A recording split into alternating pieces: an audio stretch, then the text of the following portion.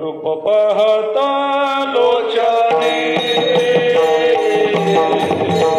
रूप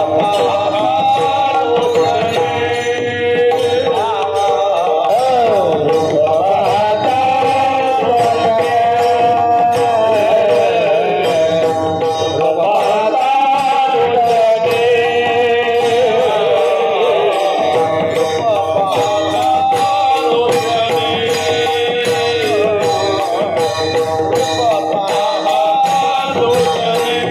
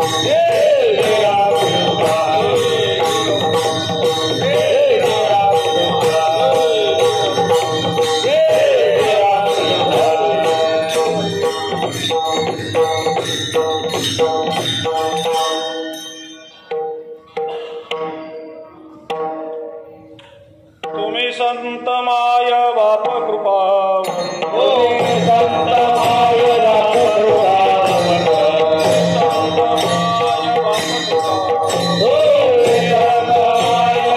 कृपावंत संत माय बाप कृपावंत गाय पतिता कीर्तिवान गाय पतिता कीर्तिवान संत माय बाप कृपावंत संत माय बाप कृपावंत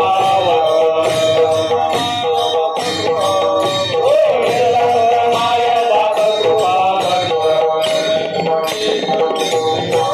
गाय पतिता कीर्तिवान गाय पतिता कीर्तिवान अवतार तुम्हा घ्यावया कारण अवतार तुम्हा घ्यावया कारण अवतार तुम्हा घ्यावया कारण अवतार तुम्हा घ्यावया कारण उदराया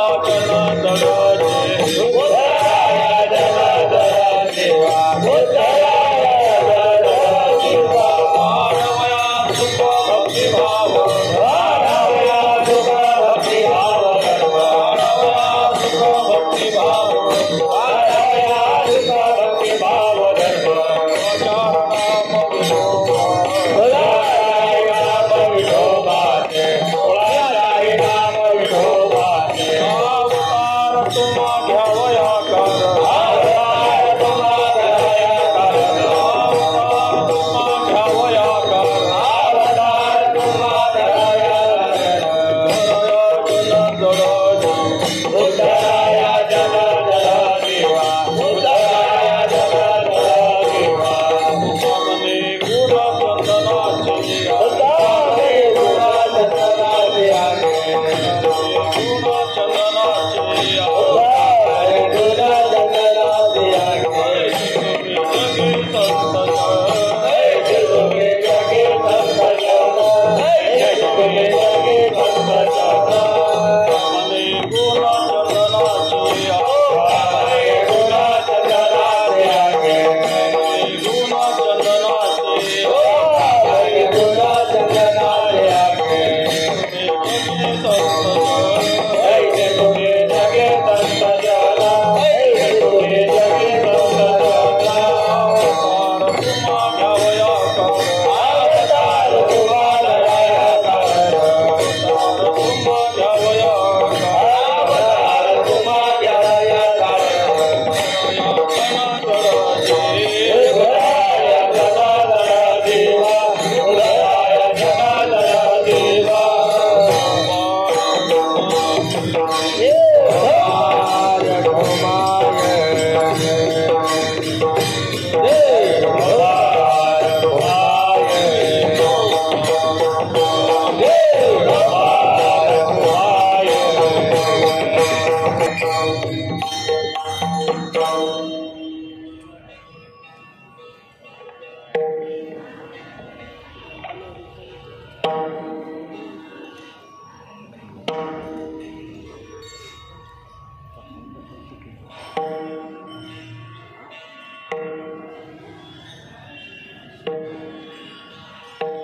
तुम्ही संत माय बाप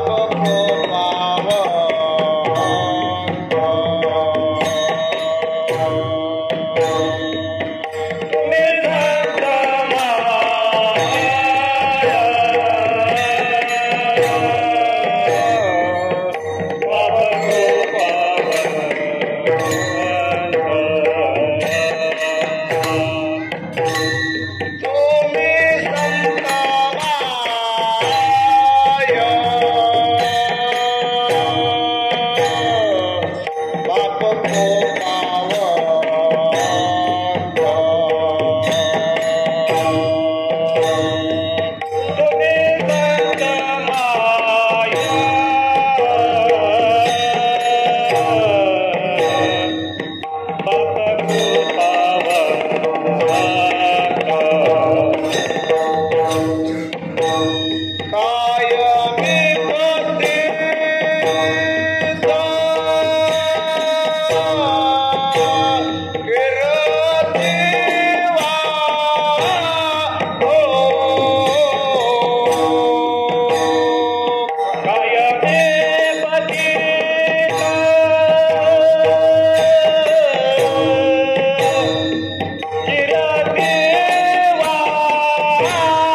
Thank you.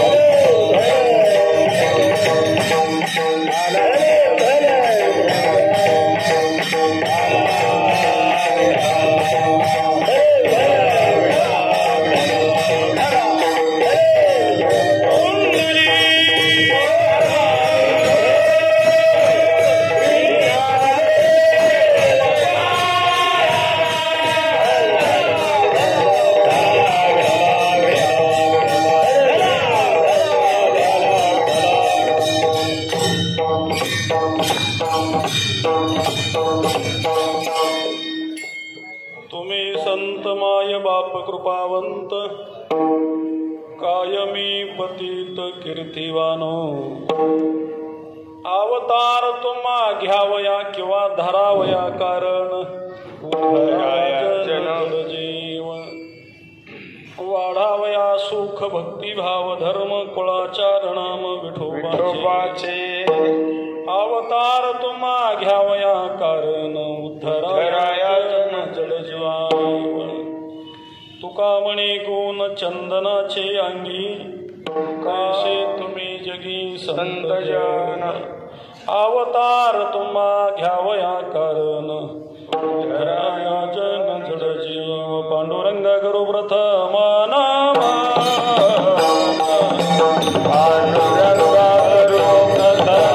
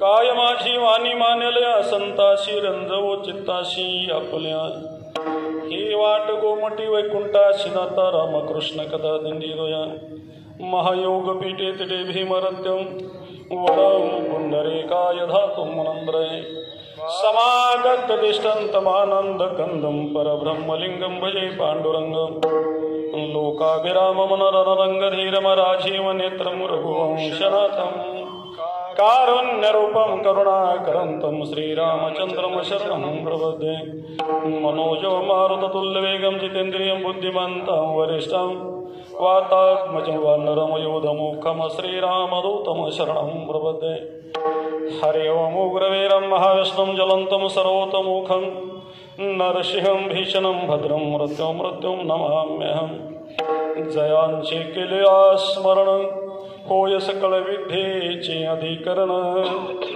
तेची वंदु श्री चरण श्री गुरूंचे ते नमस्कार ऐशे नमन करुणी सकाळ हरिकथा बोले बोबड्या बोला आज्ञान मनोनी आपुल्या बाळा चालवी सकळा नामा म्हणे सेवेला जे सेवक झालो Hare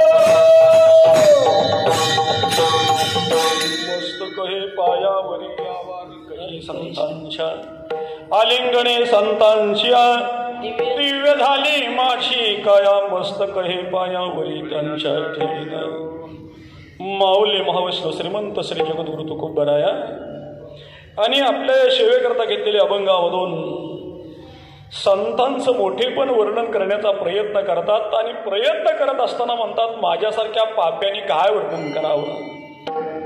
काय मी पतित कीर्तिवान, काय वर्णन करावं तुमचं, तुम्ही कसे आहात, तुम्ही संत माय बाप कृपावंत, तुम्ही माय बाप आहात, कृपावंत आहात. त्यामुळं वर्णन माझ्यासारख्याने करणं अशक्य आहे. तुमचं इथं येण्याचं प्रयोजन पाहिलं तर जड जीवाचा उद्धार करण्याकरता, या जगामध्ये सुख वाढवण्याकरता, भक्ती वाढवण्याकरता, भाव वाढवण्याकरता, धर्म वाढवण्याकरता. जसं चंदनाकड गुण आहेत त्या पद्धतीनं सर्व गुण तुमच्याकडे आहेत. म्हणून तुका म्हणे गुण चंदनाची अंगी तैसे तुम्ही जगी संतजन. अवतार तुम्हा घ्यावया कारण किंवा धरावया कारण उद्धराया जन जड जीव. अभंगाचा सरळ सरळ भावार्थ विठ्ठल.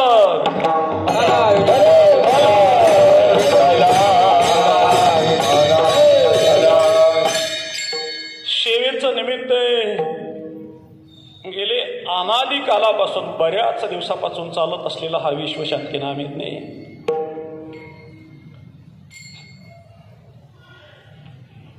ग्रंथराज ज्ञानेश्वरीचं पारायण आहे. त्या अनुषंगानं सर्व पत्रिकेमध्ये बाकीचे कार्यक्रम फडाच्या नियमाप्रमाणे आहेतच.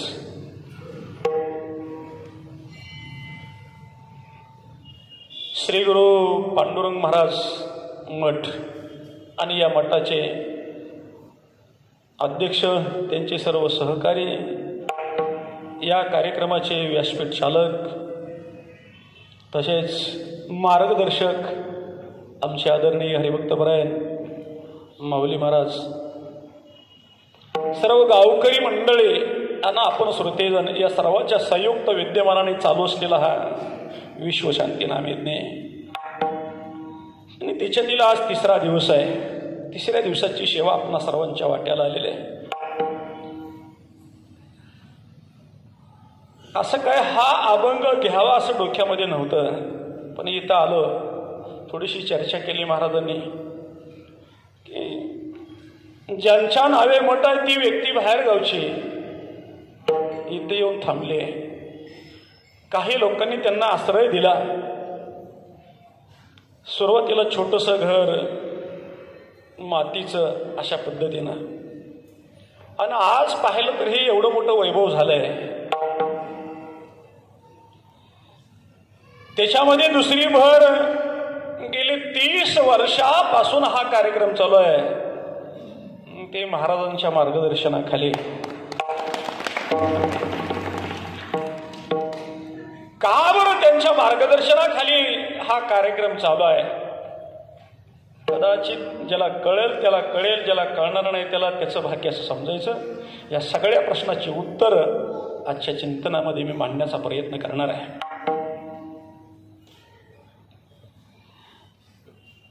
बाहेर गावाहून येऊन इथं महाराज राहिले, त्यांच्याकरता एवढा मोठा मठ.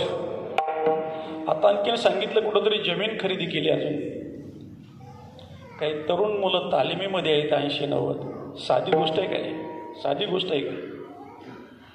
आपल्या मुलाकरता आपण कितीही खर्च करून कितीही मोठा संसार कमवला, मिळवला, जमवला, तरी जास्तीत जास्त 10व्यापर्यंत वर्ष श्राद्धापर्यंत आपलं नाव राहू शकतं, परत मात्र राहू शकत नाही. बोलता बोलता मला वाटतं काहीतरी 42-45 वर्ष झाली असं सांगितलं. 42 वर्ष झाली. एवढं सुंदर कार्य चाललंय. तुम्हा सर्वांना आज गणेश विसर्जनाच्या निमित्तानं शुभेच्छा देतो आणि मी माझ्या चिंतनाकडे वळतो. या अभंगामध्ये श्रीमंत जगद्गुरु तुकोबर नाही म्हणलं तर संतांचं मोठेपण सांगून जातात. का बरं संतांचं मोठेपण सांगितलेलं आहे? भगवान परमात्म्याने भगवंताच्या जीवनामध्ये सगळ्यापेक्षा अग्र क्रमांकाचं स्थान जर कोणाला दिलेलं असेल तर ते संतांना दिलेलं आहे. संतांना दिलेलं आहे. निळोबरा एका अभंगामध्ये असं म्हणतात, बहुत देऊनी अभय जाणे, गौरविले आपुल्या माने, घालुनी शांतीची आशने, दहान छन्मात्री बैसविले.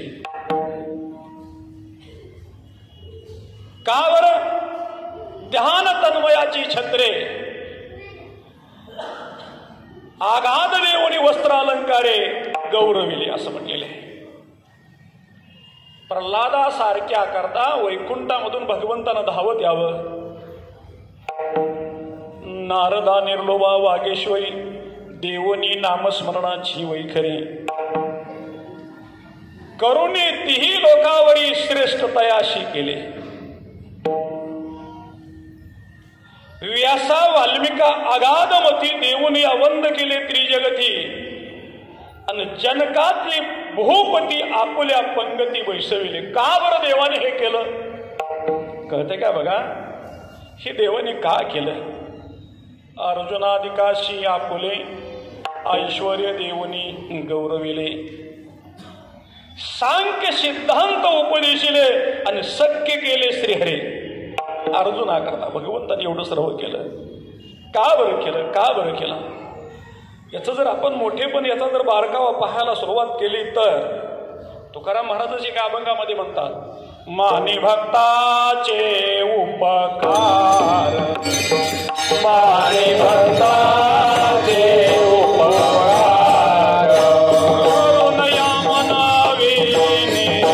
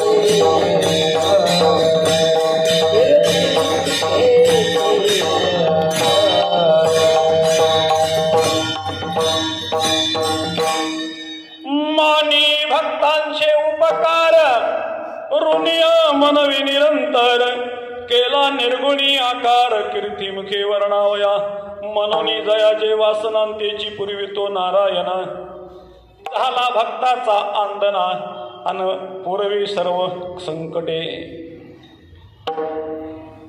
कोणत्याही प्रकारची शंका मनामध्ये न धरता भगवान परमात्मा निर्गुण असून सगुणामध्ये येतो आणि भक्तांचं सर्व मनोरथ पूर्ण करतो. याचं कारण काय? मनी करता शंका न धरी, रक्षपाल बळीची द्वारी,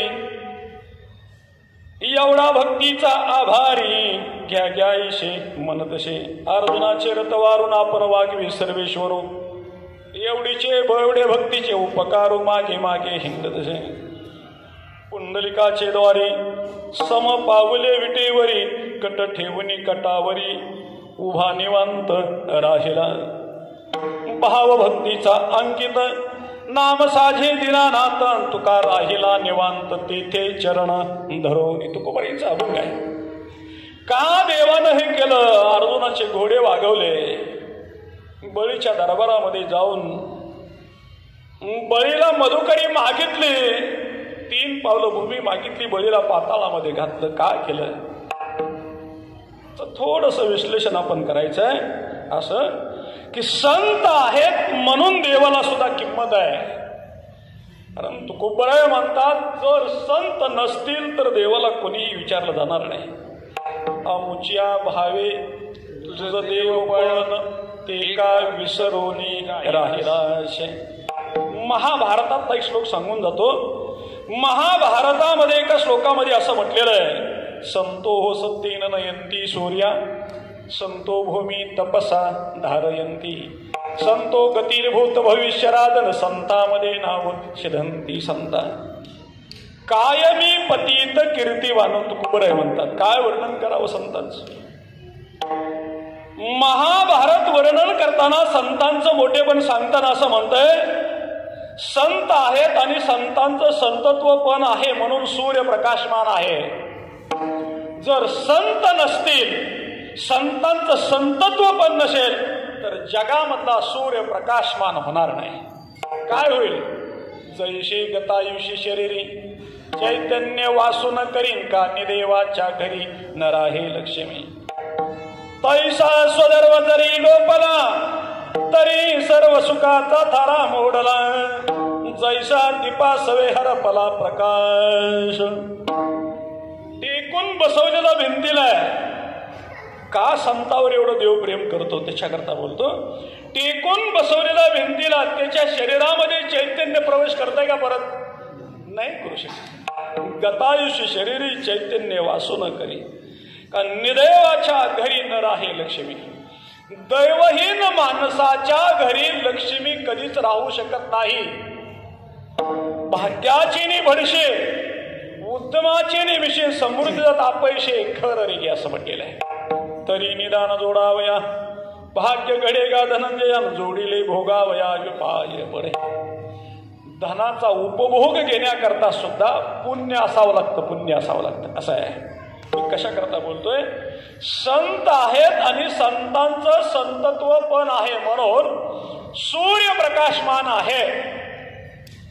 आणि सूर्य प्रकाशमान होण्याला कारण संत आहेत. याच्याकरता भगवंत गीतेमध्ये अर्जुनाला सांगतात परित्राणाय साधूना विनाशाय च दुष्कृतां धर्म संस्थापनार्थाय संभवामी. त्यावेळी आपुलेनी कैवारे मी साकार होऊन अवतरीन मग अज्ञानाची अंधारी गिळून निघाली. अधर्माची अवघी तोडी दोषाची लिली फाडीन सज्जना करवी गुडी सुखाची उभवी. दैत्यांची कुळे नाशे साधूचा मान गिवशे धर्माशी नीतीशी शेष भारी. काय करतात भगवान परमात्मा? घेऊन या चक्र गदा हाची धंदा धरीते भक्तारा के पाया बाजी.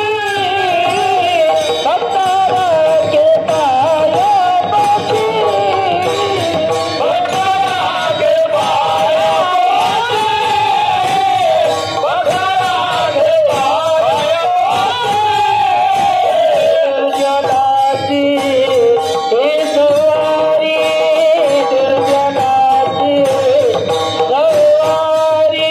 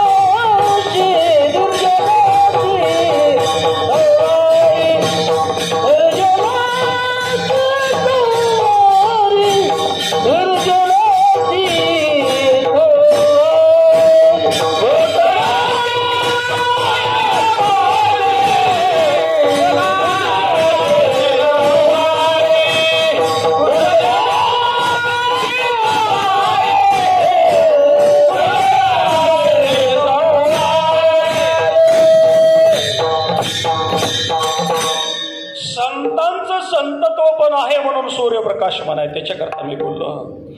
आणि संत आणि संतांचं अस्तित्व संपून जाऊ नये त्याच्याकरता तया संघाची नी सुरवाडे मज विदेहा देह धरणेकडे किंबोना आवडे निरूपम. जयाची आवडीच्या लोभान भगवंत पालटवाला गर्भान दशावताराची शोभान झाली पद्मनाभा ज्याची. मी 10 अवतार घेतो त्याचं कारण जर काय असेल तर संत आहेत भगवंतांनी सांगितलं. 12व्या अध्यायात एक श्लोक सांगून जातो. तेषाम समुदार्था मृत्यू संसार सागरात भवामी नचिरात पार्थ मया वेशीत चेतसा. याच्यावरती गोड बोलले भगवंत.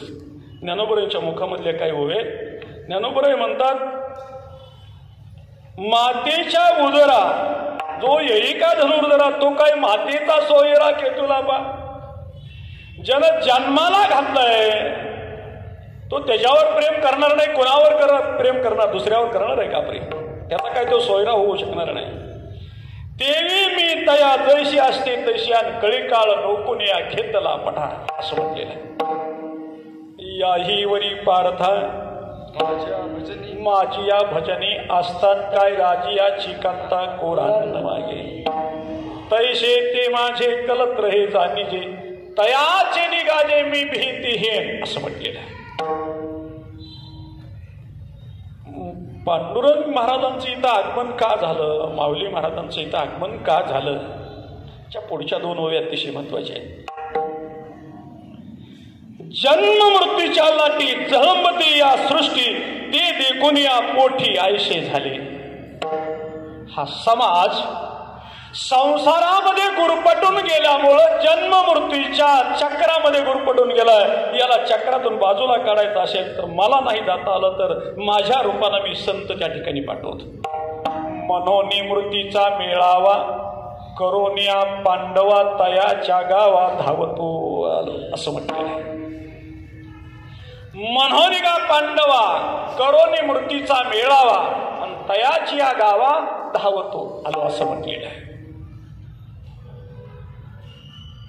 आणि याच्या करता तुकोबरे म्हणतात धरोनी अंतर धरोनी अंतर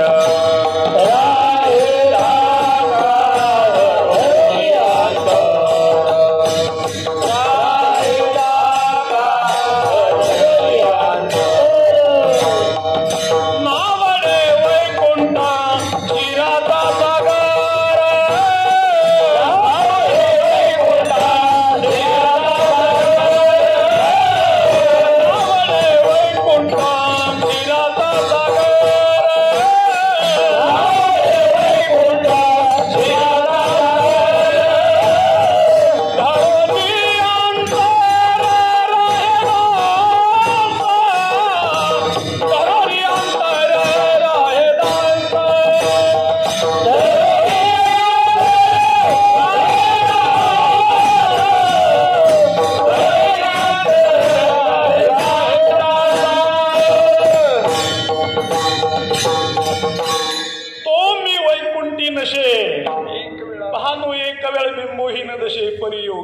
मानसे उमरून जाय परी तयापाशी पांडवा मी हरपला चेतनाम घोष बरवा करती माझा. महाभारतातल्या दुसऱ्या तुकड्यामध्ये शिरायचं आहे. संतो हो सत्तेन नयंती सूर्या संतो भूमी तपसा धारयंती. संत आहेत, संतांचं संतत्व पण आहे म्हणून मेघ पर्जन्यवृष्टी करतोय. भूमी धान्य पिकवती आणि 84 लक्ष योनी जीवाचं संगोपन करते. याला कारण जर काय असेल तर ते संत आणि संतांचं संतत्व पण आहे. जर संत नसतील तर मेघ कधीच पर्जन्यवृष्टी करणार नाही. कळण्याकरता सांगतो, खिलारी गाय पाळलेली आहे. 1 महिना झालं गाय व्याली. मालक अतिशय हुशार. मालकाला सांगितलं गायीचं वासरू न सोडता फक्त गायीचं दूध काढून दाखव. खिलाऱ्या गायीचं वासरू न सोडता गायीचं दूध काढता येईल का? गाय पाना घालणार नाही, फटकं मारेल दूध काढायला जाणाऱ्याला. वासरू सोडल्याशिवाय गाय पानात घालत नाही. तसं संत रूपी वासरानं भगवंताच्या नामरूपाच्या ढुसण्या जोपर्यंत ढगाला दिल्या जात नाहीत, मेघाला दिल्या जात नाही, तोपर्यंत मेघ पानाच घालत नाही. कळते का माझं? याच्या करता संतो हो सत्तेन नयंती सूर्या संतो भूमी तपसा धारयंती असं म्हटलेलं आहे. आणि याच्या पुढचं असं मला सांगायचंय, संतो गतिर्भूत भविष्य राजन संतांमध्ये नाव शदंती. समजा संत आहेत म्हणून भूत भविष्य काळातील सर्व गोष्टी कळतात, अन्यथा कळू शकल्या नसत्या. पाठीमागं काय झालंय हे संतांचं वाङ्मय तपासल्यानंतर लक्षात येतं. सध्या अवस्था काय चालली हे संतांचं वाङ्मय तपासल्यानंतर कळतं, आणि पुढे सुद्धा काय होणार आहे हे संतांचं वाङ्मय तपासल्यानंतर कळू शकतं. एवढं सामर्थ्य संतांच्या संतत्वपणामध्ये आहे. याच्यापेक्षा पुढे जाऊन शेवटच्या तुकड्यामध्ये महाभारत असं सांगतं, माणसं माणसाशी माणसासारखं वागतात, याला सुद्धा कारण जर काय असेल तर संतांचंच संतत्वपण आहे, म्हणून अन्यथा वागू शकले नसते. त्याला जाऊया. महाभारत थोडंसं बाजूला काढतोय. भगवद्गीतेमध्ये येतो, परमात्मिक सुखाची प्राप्ती करून घेण्याकरता अर्जुनानं भगवंताला प्रश्न केलाय.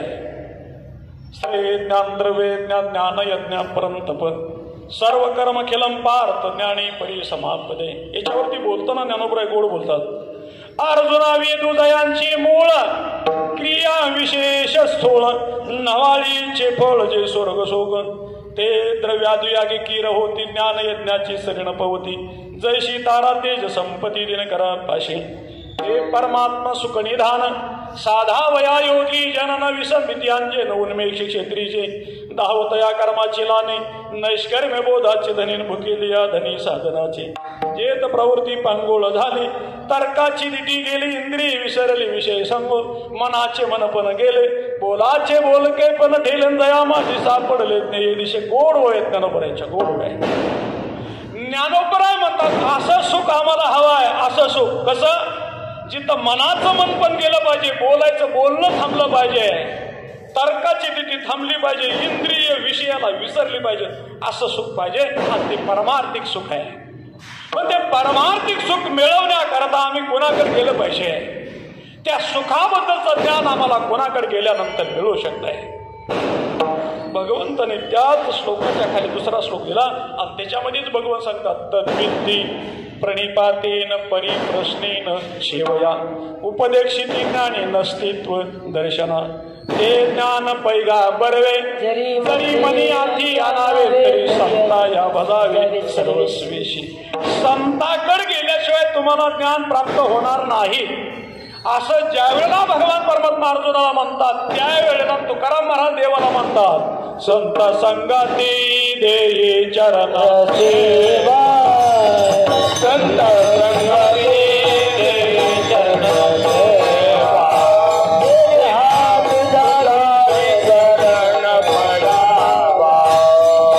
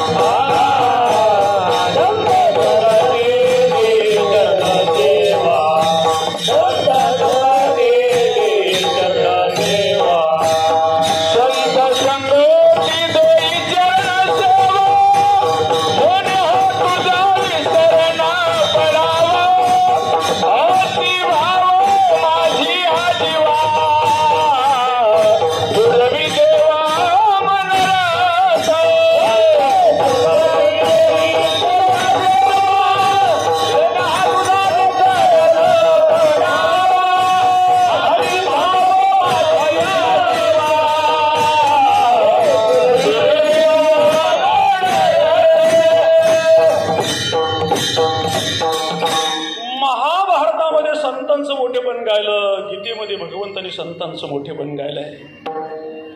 12व्या अध्यायामध्ये तर भगवंतानं बरीचशी आपली वाणी संतांच्या करता खर्च केली.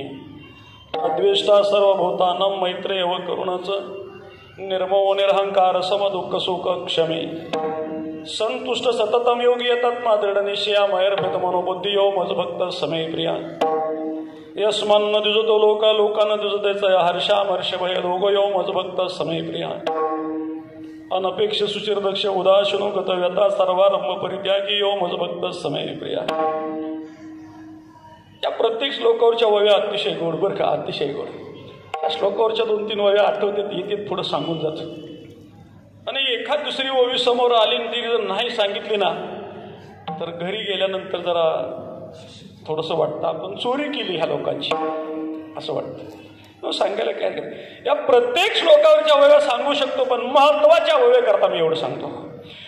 सर्व भूतांच्या ठाई द्वेषाती नेहमीची काही अपपरू नाही, चैतन्य काही पहिल्या अद्वेष्ट सर्व भूतांना याच्यावरती आहे. संतांच्याकडे अपपर भाव नाही म्हणून 45 वर्ष झाला हा कार्यक्रम एवढा मोठा चालतोय. 30 वर्ष झालं आमचे माऊली महाराज आहे. त्याचं कारण काय? अपपर भाव नाही. रायाचे देह चाळो रंका पर्वते गाळो, हे नेनेची का कृपाळो प्राणोदयसा, गायीची तृषाहारो व्याघ्रावेश होनी मारू, ही नेनेची का करू तो यदैशे. संतांचा स्वभाव असा आहे. संतांचं मोठेपण काय सांगतो त्याच्याकरता अनपेक्ष सुचिर दक्ष उदयाशनो गतव्यता याच्यावरती 2-3 वेळा सांगतो. जयाच्या ठाई पांडवा, अपेक्षे नाही रिगावा आणि सुखाशी चढावा असं नाही. ज्याच्या ठिकाणी अपेक्षेचा रेगावा नाही. संन्यासी गंगेवरती आंघोळ करायला चालला. आंघोळीला जाताना गंगेच्या अलीकडच्या कडेवर बघितलं तर 2 तोळ्याची अंगठी रस्त्याच्या कडेला पडलेली होती. पाहिली त्यांनी. पण विचार केला अंगठी सोन्याचे 2 तोळ्याचे आहे. बरं आपण घ्यावी तर संन्याशी आहे, भगवी कपडे आपल्या अंगावर आहेत. जाताना वाकडा बघत गेला. आंघोळ केली, महागारी आली, वाकडं बघितलं, अंगठी दिसलीच. दुसऱ्या दिवशी गेला आंघोळीला तरी अंगठी दिसली, आंघोळ करून आला तरी दिसली, पण मान मात्र तिथं जवळ गेला की वाकडी व्हायची. कुणाची? संन्याशाने अंगठी पाहिली. 15 दिवस अंगठी पाहत होता आणि विचार केला जर आपण अंगठी घ्यावी दुकानामध्ये मोडायला गेलो तर कदाचित त्याचा बोबाट होण्याची शक्यता आहे. बरं आपण नाही घ्यावी तर कोण तर उचलणारच आहे ना. मग काय करावं? जिथं अंगठी पडली होती तिथून एक 500 ते 1000 फुटावर एक गरीब वारकऱ्याचं घर, गरीब वारकऱ्याचं, की ज्या वारकऱ्याला गाडी नाही, ज्या वारकऱ्याला राहायला घर नीट नाही. कळतंय का?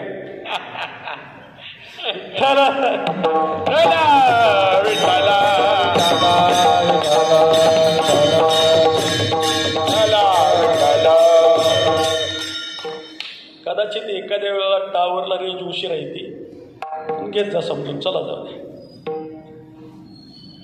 आपल्यासारखी माणसं जर भेटायला गेली चुकून महाराजांच्या घरी तर महाराज ओळखू येतील याच्याबद्दल गॅरंटी कमी आहे. गॅरंटी कमी आहे. इथं उभं राहून सांगतो मी, गॅरंटी कमी आहे. पण तुका म्हणे गुण चंदनाच्या असं आहे. संन्याशाने त्या वारकरीच्या घरी गेले. त्या वारकरीची काही 2-3 मुलं असतील, कुणाला कपडे व्यवस्थित नाहीत, कुणाच्या अंगावरची शर्ट नाही, चड्डी नाही, दप्तर व्यवस्थित नाही, शाळेमध्ये जाताना काही व्यवस्थित नाही. पण संन्याशी घरी गेलेला बघितल्यानंतर वारकऱ्याला आनंद वाटला. अरे बापरे, माझ्या घरी एवढी मोठी माणसं, इथं ठेव का तिथं ठेव, तिथं ठेव का इथं ठेव. बसायला टाकलं. काय सेवा करू? नाही, संन्याशाने सांगितलं सेवा तुम्ही नाही करायची, आम्ही तुमची सेवा करायला आलो आहे. तुम्ही? हो. आमची सेवा कशा करता? नाही, करावी अशी इच्छा झाली म्हणून सेवा करायला आलो. काय सेवा करणार आमची तुम्ही? म्हणलं काहीतरी संसार तुमचा फाटका दिसतोय, मदत करावी म्हणून आलोय.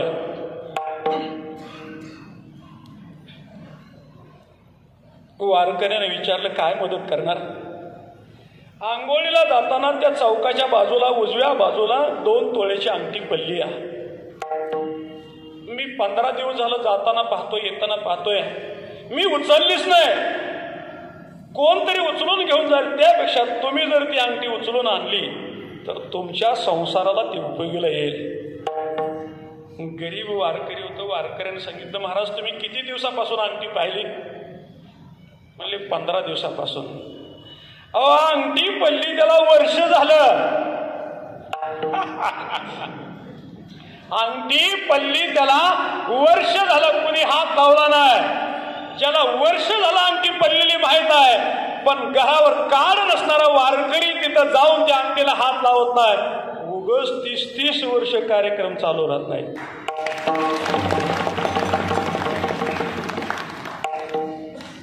मोक्ष देवनी उदार काशी होय स्थिर वेचे लागे शरीर ती गावी.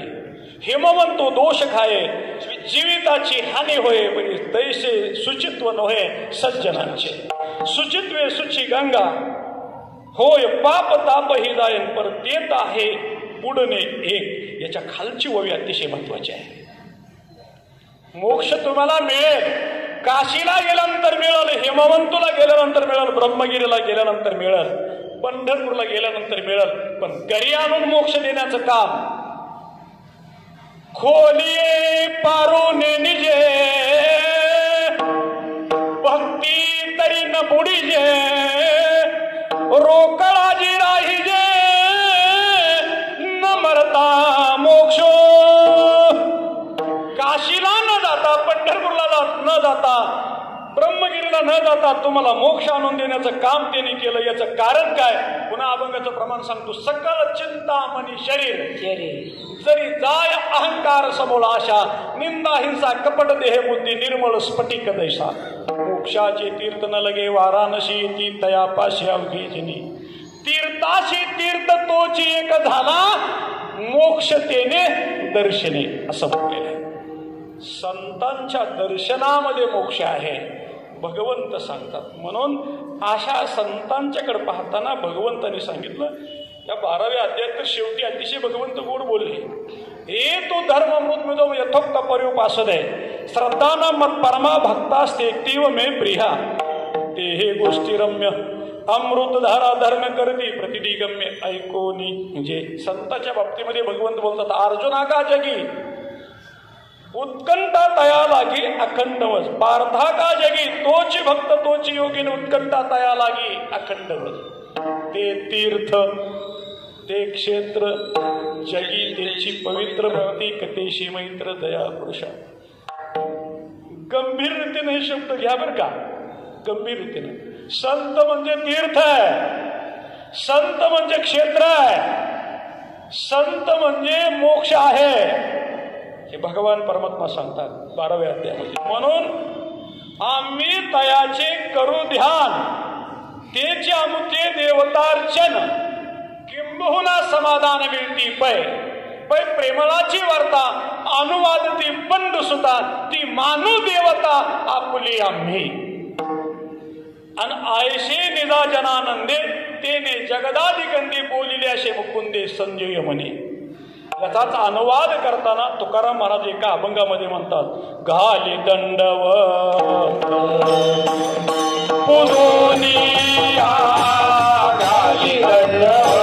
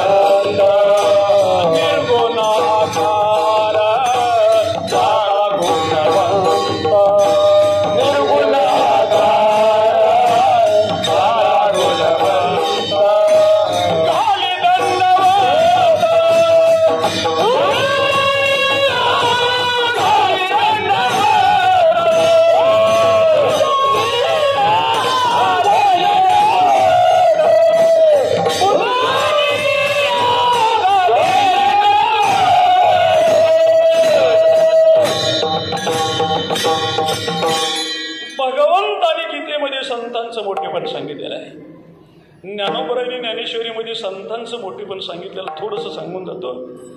कळतंय का बघा. आलं लक्षात ठीक, नाही लक्षात आलं सोडून द्या.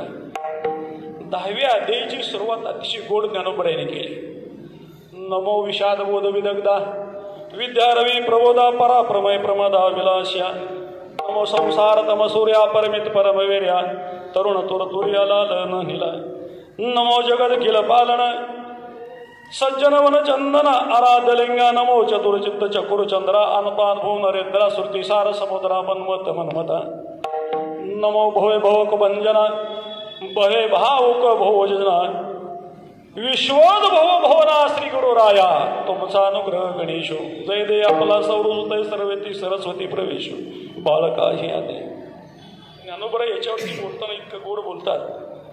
दैविकी उदारवाचा उद्देश होते नाविकाराचा स्रोतया ज्ञानाचा दिवाळी करी आपुल्या स्नेहाची वागेश्वरी जरी मुकया त्यांगे करीन वाचस्पतीशी करी प्रबंध होडात हे असो दिटी दयावरी झळके माता पद्म करू पारखे जीवाची परी तुके महेशशी एवढे जे महिमेचे करणे वाचा बळू मी वानू कवने सूर्याची अंगाउटी लागणे किवी असे केवता कल्पतरोरी फुलोरा कासेनी पावरे रोक्षर सागरान कायसा कापुरा सुवासुदेव चंदनाती कायशने चर्चावे अमृताते केवी रंदावे गगनावरी उभवावे खेळे केवी तैसे श्री गुरुचे महिमान आकळी तासे की साधन हे जाणून या मी या नमन निवांत केले. ज्ञानोबराय म्हणतात संतांची कृपा जर झाली लहान बाळावरती तर ते बाल सरस्वती बरोबर बोलल्याशिवाय राहणार नाही. एवढंच नाही उदार वाचेनं जर त्यांना अनुभव केला बोध केला तर शांतादी नवरसाचं लिखाण हे लहान बाळक केल्याशिवाय राहणार नाही. एवढंच नाही तर ज्ञानोबराय असं म्हणतात त्यांनी जर मस्तकावर लहान मुलाच्या हात ठेवला तर शंभू महादेवा बरोबर ते अध्यात्म बोलायला मागे सुद्धा पाहणार नाही. तिटी दयावरी झळके माता पद्म करू पारके तो महेशशी तुके मस्तक जनी असं म्हटलेलं आहे.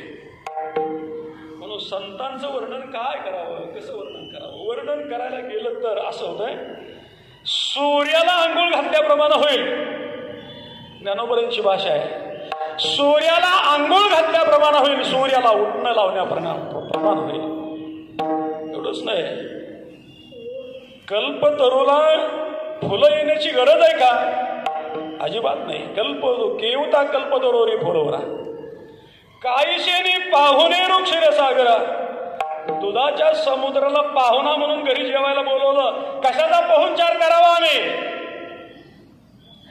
आणि कापराला सुगंधी उटी कशाची लावायची चंदनाला उठणं लावायचं पण चंदनाला कोणत्या प्रकारची साबण आणून लावल्यानंतर चंदनाचा सुगंध बदलू शकेल. चंदनाती कायशेनी चर्चावे अमृताती केवी रंधावे. अमृत पातेल्यामध्ये घालून शिजवण्याचा प्रयत्न केला तर फायदा काय किंवा आकाशाच्या वर मांडव घालायचा म्हणला तर कशाने घालता येईल घालताच येणार नाही. तैसे श्री गुरुचे महिमान आकळीत असे की साधन ते जाणून या मी या नमन निवांत केले. त्या पद्धतीनं संत महात्म्यांचं मोठेपण शब्दानं वर्णन करता येत नाही म्हणून मी केलं काय सगळं सोडून दिलं आणि त्यांच्या 15.5 रजतवनी हे तव स्तुतीची बोलणे उगियाची माता ठेविता चरणी हेची भले मस्तक चरणी ठेविता मस्तक चरणी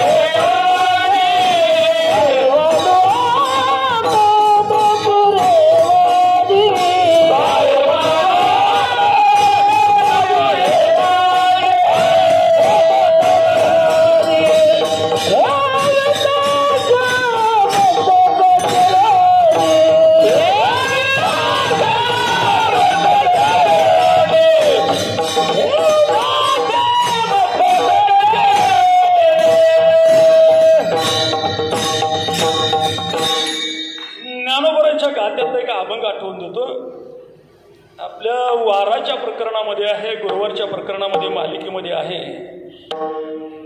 गुरु हा संत कोळीचा राजा, गुरु हा प्राण विसावा माझा, गुरु विन देव तुझा पाहता नाही त्रैलोकी. गुरु हा जरी शब्द तिथं असेल तर कळवून घेण्याकरता संत हा शब्द तिथं घाला. लक्षात येईल गुरुचा अधिकार आणि संतांचा अधिकार काय असतो. गुरु हा सुखाचा सागरू, गुरु हा धैर्याचा डंगुरू, कदा काळी डळमण्या. गुरु हा वैराग्याचे मूळ, गुरु परब्रह्म केवळ, गुरु प्रत्यक्ष सोडवी तात्काळ गाठली कधी आची. गुरु साधकाशी साय, गुरु भक्ता लागी माय, गुरु कामधेनु गाय भक्ता घरी दुबतशे. गुरु घाली अंजन, गुरु दाखवी निज धन, गुरु वैराग्य देऊन साधू बोध नांदवे. गुरु मुक्तीचे मंडन, गुरु पापाचे खंडन, गुरु तापाचे नंडन, नाना परिवार दिसे. काय आकाशी गुरु उपदेशी, तारक मंत्र दिला आम्हाशी, बाप रुक्मा देववराशी ध्यान मानसी लागले असं म्हणतात. याच्यामध्ये जे सगळं सांगितलंय, संतांनी जर कृपा केली तर काय होऊ शकतं त्याचं विश्लेषण सगळं ह्या अभंगामध्ये आहे. हे सामर्थ्य संतांचं आहे. असा जेवढा विचार केला जातो तेवढा तुकोबराय म्हणतात, एवढे मोठे तुम्ही आहात जे देवानी तुम्हाला तुमच्याकरता दंडवत घालावा, तुमची पूजा करावे, तीर्थाने तुमच्याकरता धावत यावं, ब्रह्मादिक देवानी तुमची वाट पाहावी. वाट वैकुंठी पाहती भक्त काही पायत येतील, तया जन्म मरण खंती नाही चित्ती परलोक. धन्य धन्य हरीचे दास दया सुलभ गर्भवास, ब्रह्मादिकी करत्यास तीर्थेवास भेटीची. चला जाऊ द्या, थोडंसं भगवद्गीतेमधलं सांगितलं, महाभारतातलं सांगितलं, भागवतातला एकच मुद्दा सांगतो आणि प्रस्थांतरीमधनं बाहेर निघतो. उद्धवानं भगवान परमात्म्याला प्रश्न केलाय, देवा आम्हाला मोक्ष हवाय आणि मोक्ष मिळवण्याकरता आम्ही काय करावं लागेल. उद्धव म्हणे का श्रीपती, मोक्ष मार्गी साधने किती वेदवादी यांची उत्पत्ती भवत सांगती साधने. भगवंतानं थोडं घाईनं सांगतो बरं का, वेळ जरासा वाढत वाढत जातो याच्यामध्ये, त्यामुळे घाईनं सांगतो. उद्धव जर तुला मोक्ष प्राप्त करून घ्यायचा असेल तर गीतेमध्ये भगवंतानं 4 साधनं सांगितली. वेदेषु यज्ञेषु तपसु चैव दानेषु यत् पुण्यं फलं प्रतिष्ठम् आतेति तत्सर्वमेति विदित्वान् योगी परमस्थानमुपैति चाद्यम्. पण ज्ञानोबराने या 4ही साधनांचं खंडन केलं. वेद देनाचे झाले, अथवा यज्ञाचे शेतचे पिकले, तपोहनाचे जोडिले सर्वस्व हनजे. निळोबराय सांगतात, नाना साधनाच्या केल्या खंडपटा,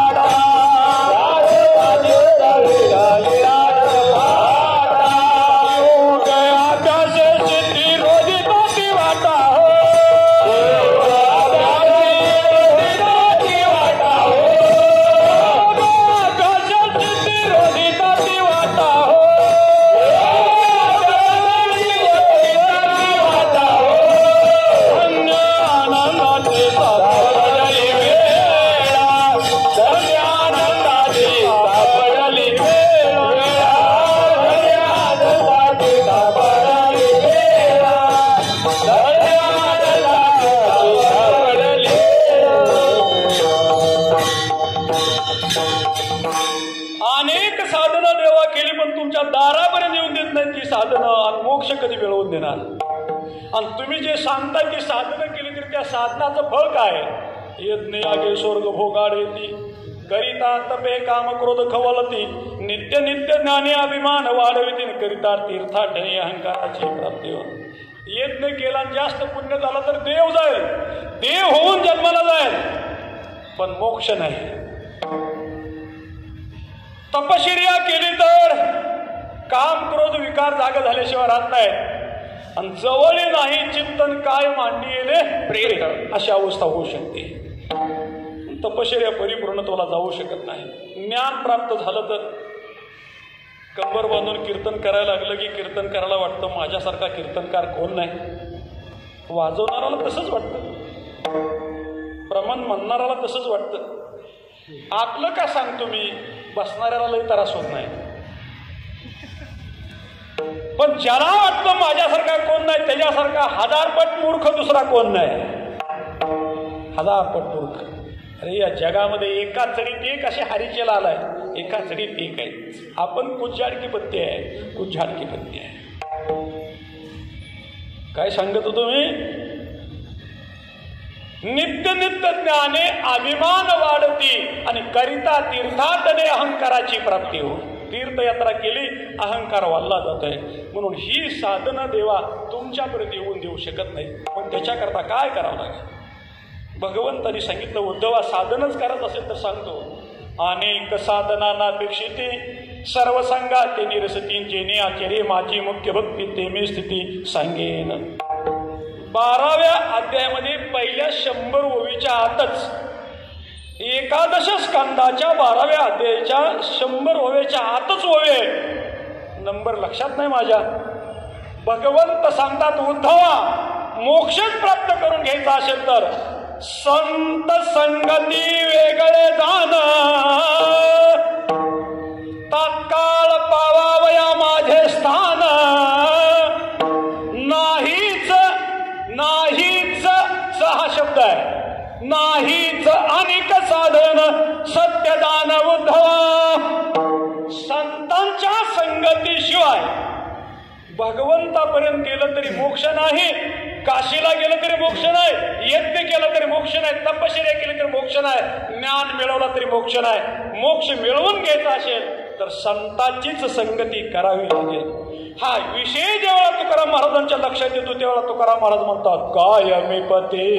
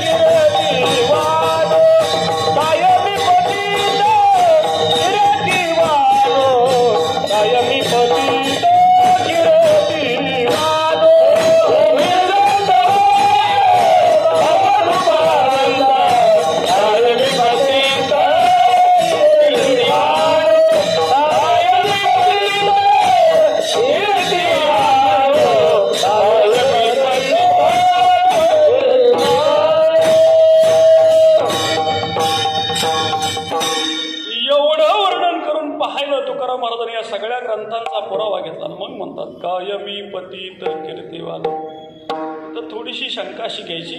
महाराजांची काय प्रमाण अशी सांगतात की संतांचं नामस्मरण केलं तर मनुष्य पुण्यवान होतो, पुण्यवंत होतो. पुण्यवंत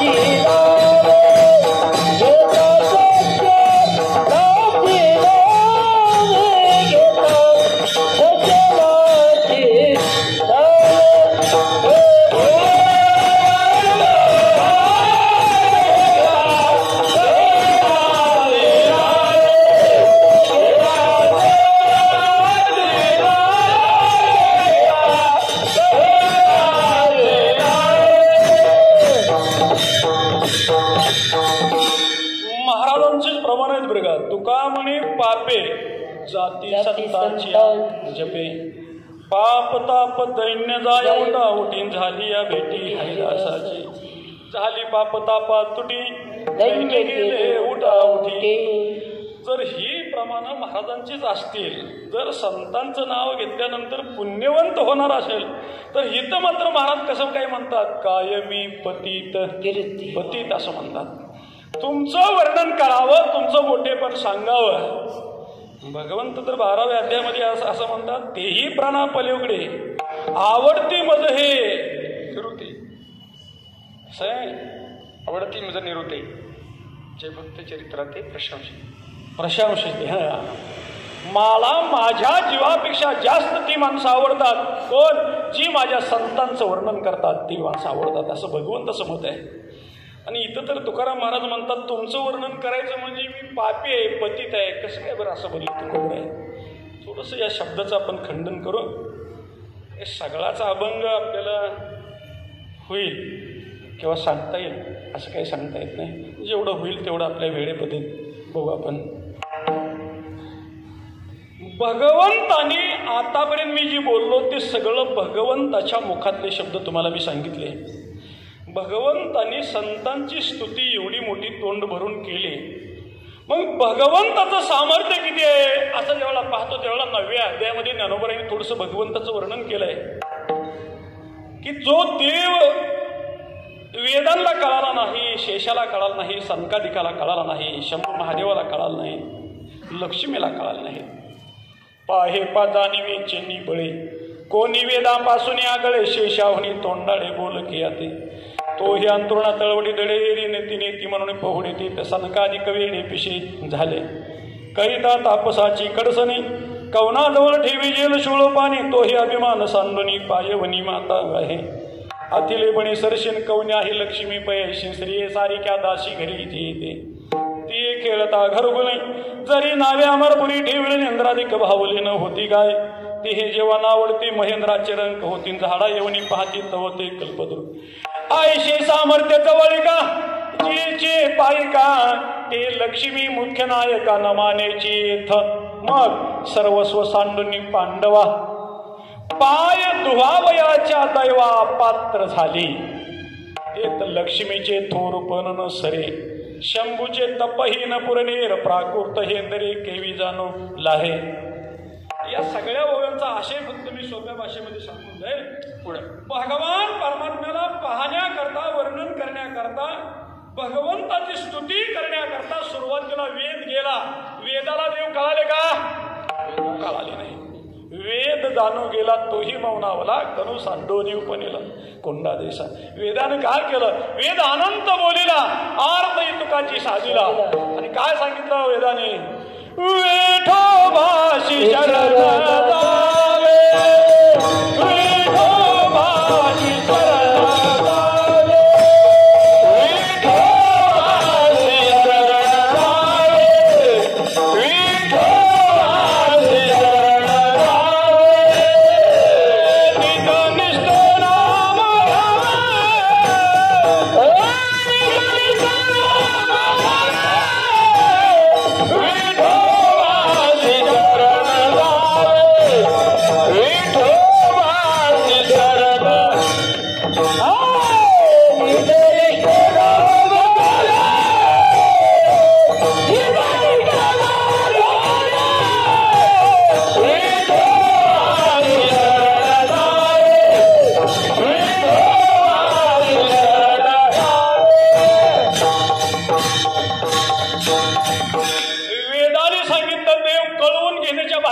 पडू नका. मागचे 15 दिवसापूर्वी आम्ही बाहेर गावी कार्यक्रमाला गेलो बरं का महाराज. अतिशय हुशार माणूस आपल्या ट्रस्टीचे अध्यक्ष खूप हुशार आहेत बरं का.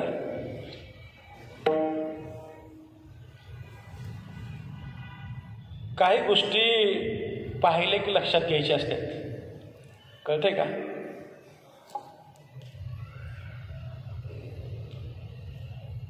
तानाजी आणि आम्ही दोघं जणच अतिशय श्रीमंत घराण्यामधला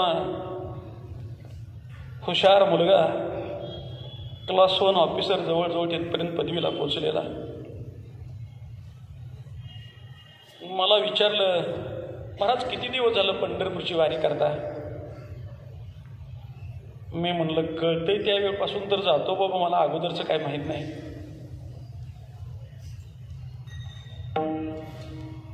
भेटला का देव विचारलं. देव भेटण्याकरता जर पंढरपूरला जायचं असेल तर जाऊच नका. कळतंय का बघा. नाही भेटला. माझ्याकडचं तोंड फिरवलं आणि तानाजीकडे बघितलं. तानाजीला विचारलं, ही माणूस माझ्याबरोबर आहे महाराज, अशिक्षित माणूस आहे बरं का, त्याला अक्षर ओळख नाही काय नाही, पण पहिल्यापासून बरोबर असल्यामुळं काकडा भोपळ्या वासुदेव आंधळा पांगळा हारीपाठ वारकऱ्याचं सगळे नित्यनेम बरोबर. महाग म्हणून म्हणून चांगल्या चांगल्याला खुटी आणतं. महाग म्हणून त्याला विचारलं, तानाजी तुम्ही किती दिवस झालं जाता? देव भेटला का? नाही भेटला. मग आहे का देव? जरा मला दरडावल्यामुळं मला अगोदर बोलल्यामुळे ही जरा थोडासा बिघडलेला सुद्धा.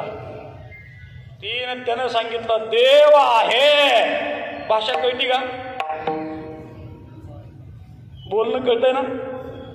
आहे. मग त्याचं तसं दरडावून बोललेलं बघितल्यानंतर तो ऑफिसर माणूस असल्यामुळं म्हणला कदाचित नाकारता येत नाही असा शब्द वापरला त्यांनी. कदाचित नाकारता येत नाही. झालं थोड्या वेळा आम्ही म्हणलं जास्त नादी लागाय नको मोठ्या माणसाच्या. तेवढ्या वेळामध्ये त्यांचे वडील चहा घेऊन आले. त्या ट्रेमध्ये ते कप असा असा असं हालत होते. आम्ही एकतर चहाचं लय शौकीन नाही. इथं आल्या आल्या महाराजांनी विचारलं चहा घेणार का दूध घेणार काय घेणार? मी म्हणलं काहीच नको, फक्त सेवा करू, बाकीच काहीच नाही. पण वडील चहा घेऊन आले. मी गप्पच बसलो. चहा घेऊन आलेलं बघितल्यानंतर तानाजीनं ती चहा घेतला आणि तानाजीने विचारलं हे कोण आहे? आता कळलं का? पुढे साहेबांनी सांगितलं वडील आहेत. मी मागं सरकलो जरा एकदम. मी म्हटलं नाकारता येत नाकारता येत नाही.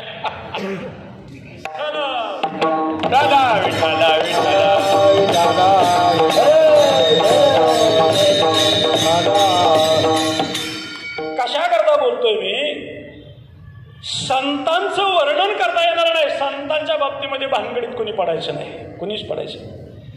अरे आईनं तुम्हाला सांगितलेलं असतं कोणत्याही प्रकारचा पुरावा नाही तरी हा बाप तुमचा आहे म्हणून तुम्ही बाप मानताय. आम्हाला ज्ञानोबा आमची आई आहे, तुकाराम महाराज आमचा बाप आहे. त्यांनी आम्हाला 1000 वर्षापूर्वी लिहून ठेवलं सांगितलं ही तुमचा बाप आहे म्हणून. वा वा. म्हणून आम्ही त्याला बापच मानतो. भेटतोय तो आम्हाला, बाकीचा विचार करायचं कारण नाही. वेदांना देव कळाला नाही, शेषाला देव कळाला नाही, संकादिकांना देव कळाला नाही, शंभू महादेवांना देव कळाला नाही, लक्ष्मीला देव कळाला नाही. ज्या लक्ष्मीला देव कळलं नाही आतापर्यंत जेवढ्या लोकांची नावं घेतली ज्ञानोबरांनी ओवी लिहिलीच.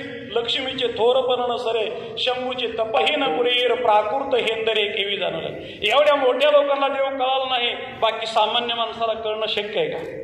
नाही कळू शकणार. पण एवढ्या लोकांना देव कळाला नाही. तो देव ज्या संतांचं वर्णन करतोय त्या संतांचं माझ्यासारख्या माणसानं वर्णन करणं ही किती मोठा चुकपणा आहे, किती मोठ्या चुकीची गोष्ट आहे.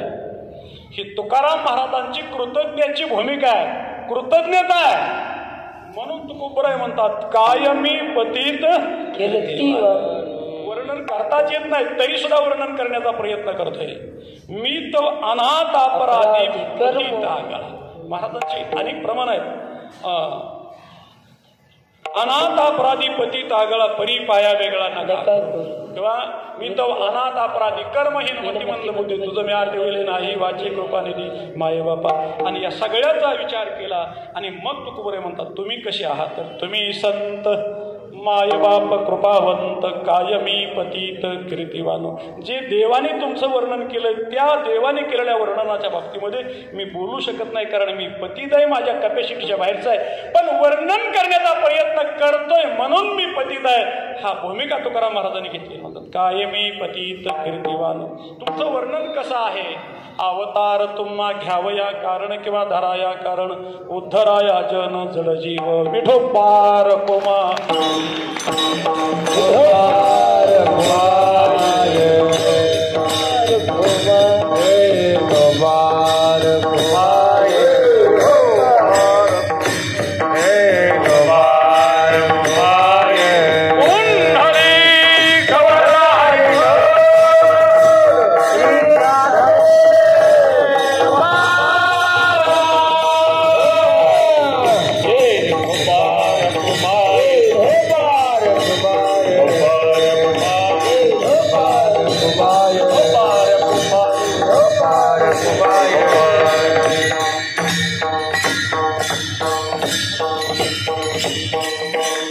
तुम्ही संत आहात आणि कशा आहात तुम्ही संत माय बाप कृपावंत असं म्हटलेलं आहे.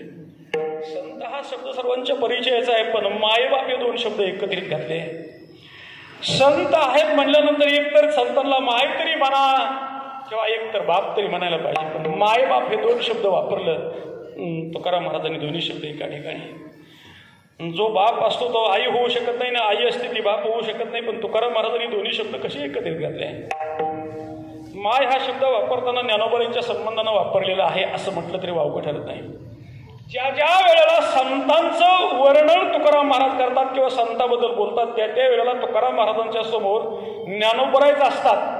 ज्ञानोबराईंच्याकडे पाहूनच तुकाराम महाराज बोलतात, इतरांच्याकडे पाहून कधी बोलत नाहीत. अशी गंमत आहे. ज्ञानोबराईंच्याकडे पाहून जर बोलत असतील तर ज्ञानोबराईंना आपत्ती आहे का माय म्हणायचं असेल तर त्याला एखादं तर आपत्ती व्हायला पाहिजे मग माय म्हणता येईल, अन्यथा माय म्हणता येणार नाही. एक नाही 4 आपत्ती ज्ञानोबराईंना झाली. 4 आपत्ती.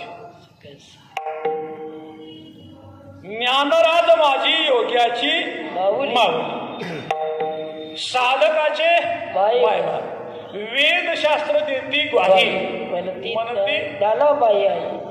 आणि नाथबाबाचं आणखीन एक अभंग आहे त्याच्यामध्ये म्हणतात ज्ञानाबाई माझी अनाथाची माय. 4 आपत्ती ज्ञानोबराईंना होती. जास्त विश्लेषण याच्यावरती जास्त करायची गरज नाही आपल्याला.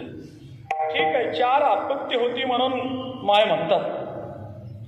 ज्ञानोबरायांना माऊली म्हणून संपूर्ण महाराष्ट्र भारत देश ओळखतो.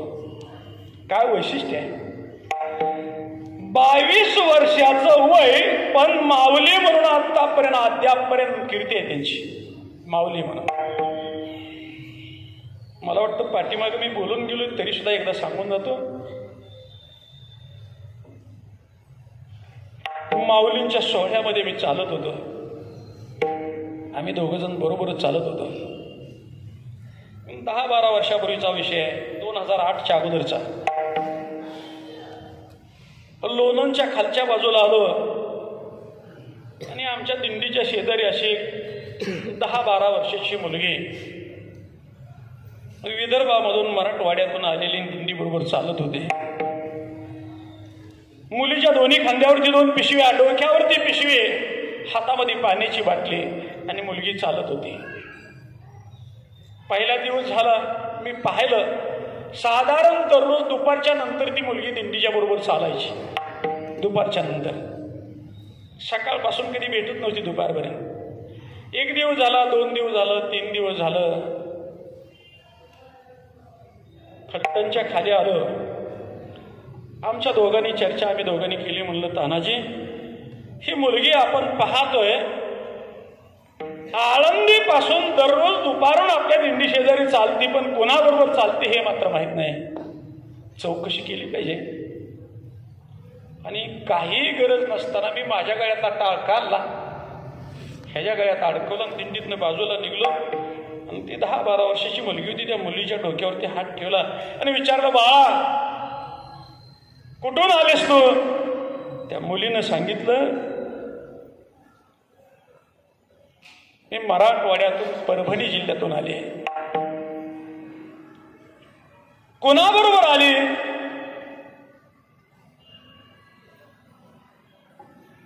मी तिच्यापेक्षा कितीतरी वयानं मोठा होतो. कितीतरी वयानं मोठा म्हणजे 3 पट 4 पट माझं वय तिच्यापेक्षा जास्त. ती 10-12 वर्षाची, मी साधारण 40-45 वर्षाचा होतो त्यावेळेला. महाराज का असं विचारतात? अरे म्हटलं, तुला आळंदीपासून इथपर्यंत पाहतोय मी दररोज दुपारी दिंडी बरोबर चालताना. तुझ्याबरोबर एखादा म्हातारा माणूस नाही, आई दिसत नाही, बाप दिसत नाही, भाऊ दिसत नाही, आणि तू दिंडीबरोबर तर चालताना दिसते. उभा राहिली, महागारी पिढी माझ्या चेहऱ्याकडे बघितलं, तिला मला सांगितलं, म्हणले महाराज माझ्याबरोबर माऊली आहेत. माय या शब्दाकरता मी बोलतो. अरे म्हणलं बाळा, संध्याकाळी ज्या वेळा मुक्काम असतो त्या मुक्कामाच्या वेळेला कोणापाशी थांबते? माऊलींच्या जवळच थांबते. तुझं जेवणाचं खाण्याचं हे बाकीचं नियोजन कसं? मी 50 वर्ष वारी करत होतो, मला कळलं नाही. पण त्या मुलीने सांगितलं, महाराज 10 लाख लोक आहेत, या 10 लाख लोकांची व्यवस्था कोण करतं? ती माझी माय मला एकटीला वंचित ठेवत.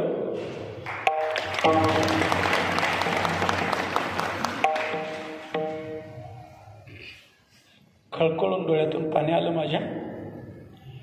बाळा, इतका दिवस झालं चालतो सोहळ्यामध्ये, मला कळलं नाही. अरे ज्या महाराष्ट्रातल्या एवढ्या 5 वर्षाच्या लेकराला कळतं ज्ञानोबा आहे म्हणजे आमची माय आहे, त्यांच्याबद्दल काय बोलायचं? बाप असा शब्द वापरला, माय ठीक आहे, बाप असा शब्द वापरला. जेव्हा निवृत्तीनाथ आणि भगवान परमात्म्यानं दोघांना देव निवृत्ती आणि धरले दोन्ही करून जातो ज्ञानेश्वर बैसावया. नदीची आमाशा घातले माझवण तैसे जनवन कालवले. सगळे प्रमाण सांगत बसत नाही, सगळं प्रकरण सांगत बसत नाही, पण माय या शब्दाकरता एवढं सांगितलं विश्लेषण. पण ज्या ज्ञानोबरांना माय म्हटलं जातं त्या ज्ञानोबरांना बाप कसं म्हणणार आम्ही? तर तिथं नामदेव महाराज म्हणतात, समाधीला घेऊन बसवून जाताना, नामा म्हणे आता लोपला दिनकर, बाप ज्ञानेश्वर समाधिस्थ. तिथं नामदेव महाराजांनी शब्द वापरलाय, बाप ज्ञानेश्वर समाधिस्थ म्हणून. हा विषय जेव्हा तुकाराम महाराजांच्या लक्षात येतो तेव्हा ज्ञानोबरायांच्याकडे एकट्याकडेच बघून तुकोबराय म्हणतात, तुम्ही संत माय बाप आणि कृपावंत आहे. किती कृपा आहे तुमची, किती कृपा आहे तुमची. माणसावरती कृपा केली याच्यामध्ये नवल नाही. होता कृपा तुमची, पशु बोले निर्जीव चाले भिंत महिमा आघा. बघून घ्या निळोबरायांची केलेली आरती. महिषी पुत्रामुखे बोलवणे चालविणे विनंती पैशुने नव्हे, हा सामान्य महिमा संतांचा नैवेद्य हातीचा मूर्तीजेवी. म्हणून काय वर्णन करावं, काय वर्णन करावं, कसं सांगावं? कारण तुमचा अवतारच कसा आहे.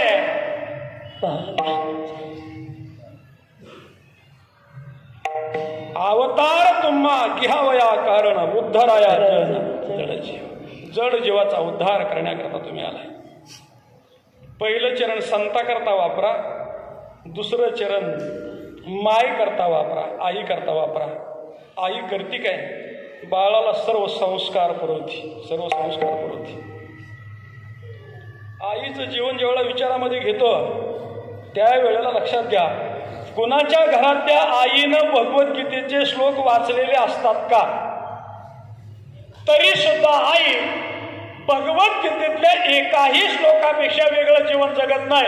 सगळे श्लोक भगवद्गीतेतले आई घरामध्ये वापरामध्ये आणते, फक्त कळत नाही, कळत नाही. अतिशय महत्वाचा श्लोक, कर्मण्येवाधिकारेषु मा फलेषु कदाचित्. कोणतंही कर्म करताना त्या केलेल्या कर्माची अपेक्षा करू नका. कुणाची आई अशी फळाची अपेक्षा करते, दिवसभर काम करते, सगळ्याच्या अगोदर उठते, दिवसभर राब राबते, सगळ्याला जेवायला काढून सगळ्याच्या नंतर पुन्हा झोपते. पण कधी आई दिवसभर केलेल्या कामाचा मोबदला घरातल्या माणसाला मागते? कधीच मागत नाही. जसं आई मोबदला मागत नाही, तसं संत सुद्धा तुमच्यावरती कृपा करताना, कार्य करताना कार्याचा मोबदला मागत नाही, मागत नाही. पण तुमच्या जीवनाचा उद्धार व्हावा हीच तळमळ अंतःकरणामध्ये ठेवून जगाच्या कल्याणासाठी देह कस्तवी ती परोपकारी असं म्हणले. तुका म्हणे सुख पराविया सुखे आणि अमृत हे मुके स्त्रवतसे. त्याच्याकरताच रात्रंदिवस प्रयत्न करत असतात. हे सोडा आईच्या बाबतीमध्ये झालं. आणि तिसरं चरण वापरायचं ते बापाच्या संबंधानं. बाप करतो काय? बाप करतो काय? आई सगळं संस्कार पुरवती मुलाला. साने गुरुजींना साने गुरुजींच्या आईनं आंघोळ घातली ना, 2 बादल्या पाणी ओटणं लावून आंघोळ घातली आणि शेवटी तांब्यात पाणी राहिलं की ती पाणी तांब्यात हातात घेणार आणि असं ते गुरुजींच्या भोवतीने असं फिरवणार. 5 वर्षाची साने गुरुजी. आईचं काम काय त्याच्याकरता सांगतो. संतांनी आईप्रमाणे कसं संस्कृती केली, जपली. गुरुजींच्या लक्षात आलं. गुरुजी म्हणले, आई 2 बादल्या पाणी घातलं, साबण लावलं, उठणं लावलं, चोळलं, सगळं केलं, पण हे तांब्यावर शेवटी राहिलेलं पाणी असं का फिरवलं तेवढं सांग. मावशा बाळाला आंघोळ घातल्यानंतर फिरवताना पाणी का फिरवता माहित आहे का? का फिरवता माहित आहे का? का फिरवता? हा काय म्हणते त्याची?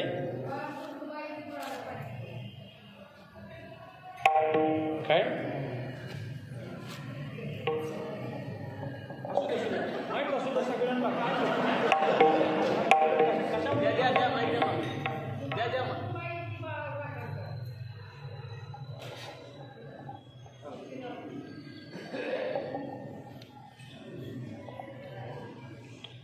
प्रत्येक गोष्टीला शास्त्र आहे भारतीय संस्कृतीमध्ये. सून घरी आली, लेक घरी आली की घरातली म्हातारी तुकडा घेऊन दारामध्ये जातीच असते. पण गुरुजींनी 5 वर्षापूर्वी 5 वर्षाचं वय असताना आईला विचारलं, आई पाणी का फिरवलं तेवढं फक्त मला सांग. आईनं सांगितलं, अरे बाळा, आंघोळ घातल्यानंतर तुझं अंग पवित्र झालं. पवित्र शरीरावर कोणत्याही प्रकारच्या पंचमहाभूताची बाधा होऊ नये याच्याकरता मी आई असल्यामुळं मायेचं कड करण्याकरता ही पाणी तुला फिरवलेलं आहे. साने गुरुजी या कादंबरीमध्ये बघून घ्या. घरामध्ये चालत आलंच नाही बाळ. त्यानंतर आईनं पदराचे मोचे केले, त्याला घरात नेलं आणि खांद्यावर उचलून घेतलं. मग विचारलं, पुरुषोत्तम का रे चालत आला नाही? पुरुषोत्तम सांगितलं, आई तू जर कोणत्याही प्रकारची बाधा होऊ नये म्हणून जर मला आंघोळ घालताना पाणी फिरवत असेल, तिथून इथपर्यंत चालत आलो असतो तर पायाला माझ्या तळव्याला घाण लागली असते, म्हणून चालत आलो नाही. त्यावेळेला साने गुरुजीच्या आईनं केलेला उपदेश अतिशय गोड आहे. 5 वर्षाच्या मुलाला सांगते, आंघोळ केल्यानंतर त्या दगडापासून इथपर्यंत येताना पायाच्या तळव्याला घाण लागू नये म्हणून जशी काळजी घेतोस तसं आयुष्यभर जीवन जगत असताना असं जीवन जग की कोणत्याही प्रकारची घाण मनाच्या तळव्याला मात्र लागून देऊ नकोस. हे शिकवण्याचं काम जशी आई करते तसं संत करत असतात. म्हणून संतांना आई म्हटलं. बाप म्हणताना वाढविले सुख भक्ती कोळाच्या नाम विठोबाची. बाप वाढवण्याचं काम करतो काय बाप? 10 लिटर जरी दूध जात असलं तरी 15 लिटरची किटली घेणार. रस्त्यानं जाताना कुठं तरी 5 लिटर पाणी वाटणार आणि घेऊन जाणार. वाढविले सुख, वाढवणं. आई संस्कृती देण्याचं काम करते, सुसंस्कार देण्याचं काम करते, बाप वाढवण्याचं काम करतो. बापानं त्याच्याकरता वाढवलं. बाप रूपानं संतांनी वाढवलं काय? वाढविले सुख भक्ती भाव. याचा उलटा क्रम लावून बघा. आणि अशा संतांचा जेव्हा विचार केला जातो तेव्हा ते संत कसे गुणवान आहात त्याचं वर्णन करताना तुकोबराय शेवटी म्हणतात, तुका म्हणे गुण चंद्राचे आई, तुका म्हणे गुण चंद्राचे आई,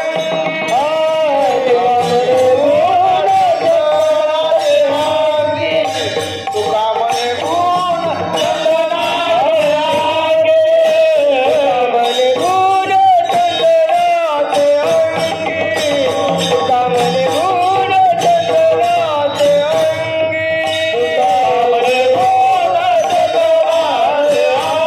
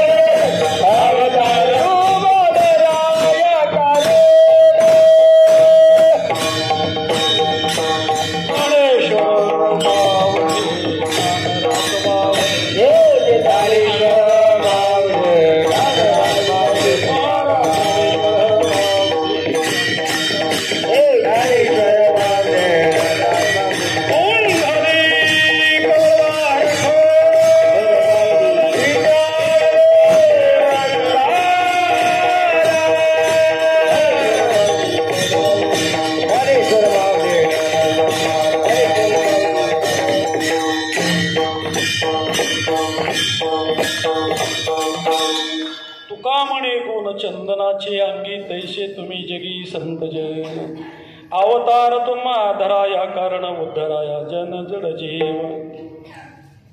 फक्त भावार्थ रामायणातली एकच ओवी याच्याकरता सांगतो आणि थांबतो. भावार्थ रामायणामध्ये चंदनाचं झाड डोंगरावरती आहे. महाराजांच्या गाथ्यामध्ये तसे अनेक प्रमाण आहेत. चंदनाने बोरी व्यापिल्या.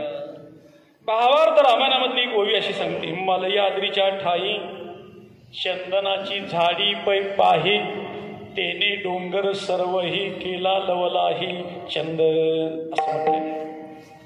मलयांद्री पर्वतावरती एकच चंदनाचं झाड. सगळी बाकीची झाडं येड्या बाभळी बोरी असल्या पण एका झाडानं सगळा डोंगर चंदनमय केला. हे कुणाचं सांगतो कळलं का?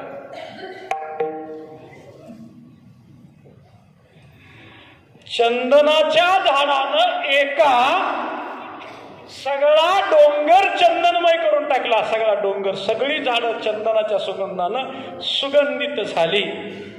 हा विषय जेव्हा तुकाराम महाराजांच्या लक्षात येतो तेव्हा तुकाराम महाराज म्हणतात, त्या चंदनाकडे जसं गुण आहे तसं संत महात्मे ज्ञानोबर आहे तुमच्याकडे त्या पद्धतीनं गुण आहेत. म्हणून तुका म्हणे गुण चंदनाचे अंगी तैसे तुम्ही जगी संत जन अवतार तुम्हा धराया कारण उद्धराया जन जड जीव यथामती यथावकाश.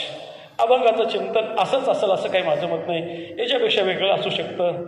योग्य असेल ते भगवान परमात्म्याच्या कृपेचं, ज्ञानोबराच्या कृपेचं, श्रीमंत जगद्गुरु तुकोबरायांच्या कृपेचं, वैकुंठवासी श्री पांडुरंग महाराजांच्या कृपेचं, मालकांचाही फोटो खाली लावलेला आहे श्री गुरु दादासाहेबांच्या कृपेचं, मालकांचीच काल्याची सेवा आहे त्यांच्याही कृपेचं, आपल्यासारखी बसलेली भगवंताप्रमाणे श्रोते मंडळी, माता माऊल्या, सुंदर अशा प्रकारचे टाळकरी महाराज मंडळी, मृदंगाचार्य सुंदर, या मठाचे आदरणीय अध्यक्ष साहेब समोरच बसलेले आहेत. आपण सर्वजण सर्वांच्या कृपेचं योग्य आहे ते आणि अयोग्य असेल ते माझ्या बुद्धीचा दोष.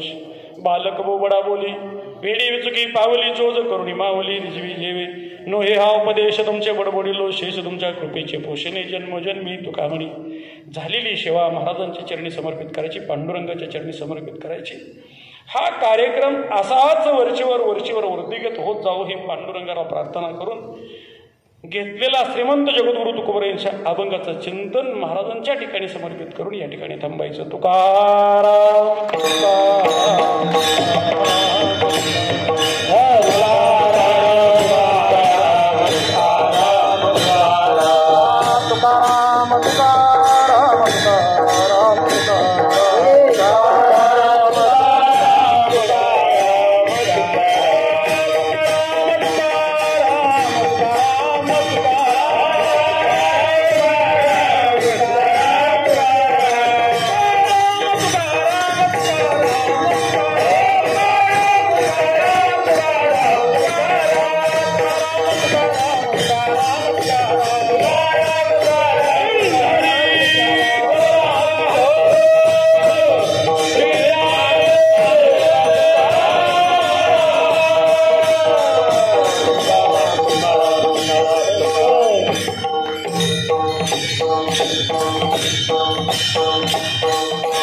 म्हणायचं का? जय विठ्ठल घ्यायचं. जय विठ्ठल म्हणायचं. हो विठ्ठल जय जय विठ्ठल जय जय.